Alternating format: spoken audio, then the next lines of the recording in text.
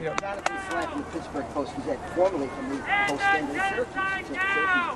Yeah. The reason I asked is Pennsylvania is one of the only two states that House Republicans tried to overturn the election results and tried to get the Supreme Court to throw out the thing. If I'm a resident of Pennsylvania, am I going to be worried about another type of insurrection? Again, stop the steal, the hidden votes, that the threats against against election workers February. Yeah.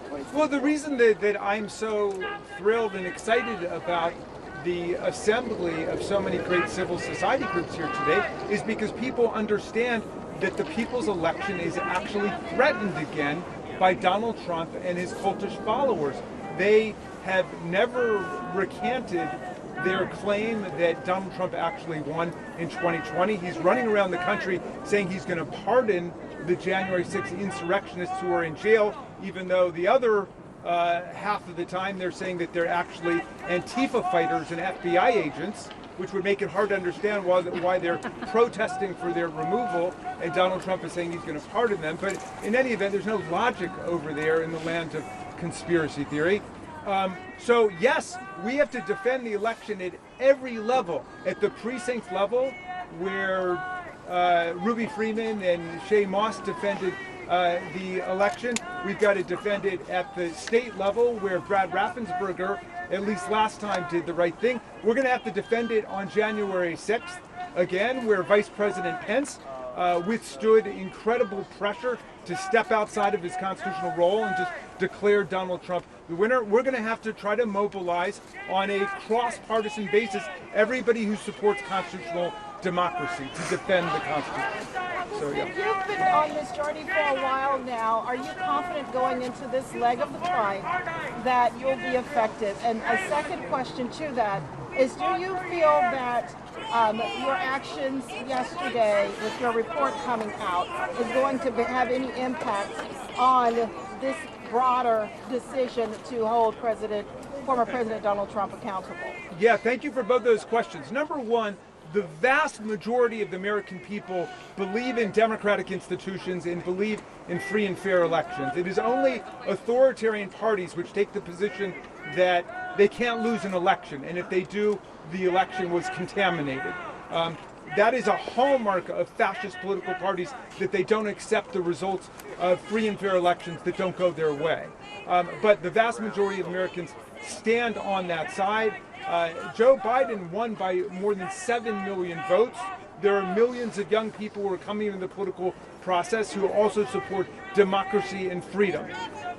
So I'm feeling good and optimistic about it. As to the emoluments clause, it's just like Section 3 of the 14th Amendment itself. It's very clear in the Constitution. The President of the United States may not accept a present, an emolument, which means a payment, an office or a title of any kind whatever, from a prince, a king, or a foreign government, without the consent of Congress.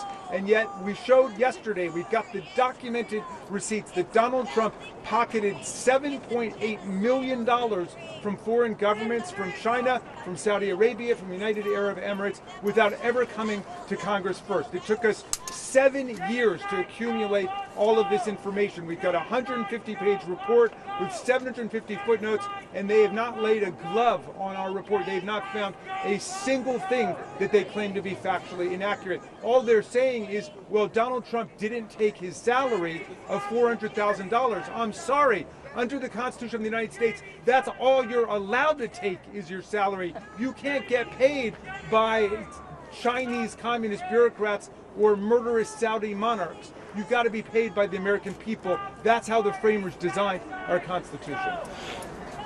Congressman? Yeah, we'll do one more and then I think, yes.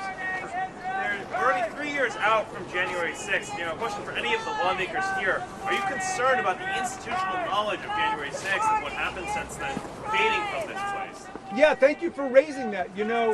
We should be having tours of the Capitol grounds and the Capitol of exactly what took place on January 6th.